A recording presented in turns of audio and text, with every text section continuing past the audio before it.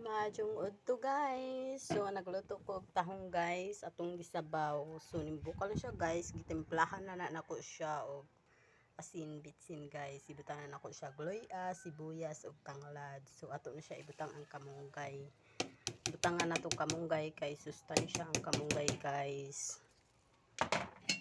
So magsabaw la tag tahong.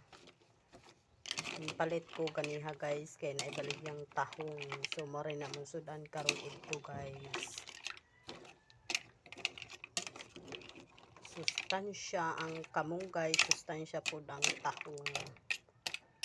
Pampalas kini sa atong kaugalingon guys. Basta makaigop kag sabaw, malaski jud ka. Pinobre ra jud ni guys ning among sudan. So mo ni siya kinaon namo diri sa bukid sa probinsya guys. So ato siyang tilawan kung lami ba jud siya ang sabaw. Pagkalami sa sabaw guys. So mara ni among sudan. Thank you for watching guys. Bye bye. God bless. Naluto ng ating tahong na sabaw.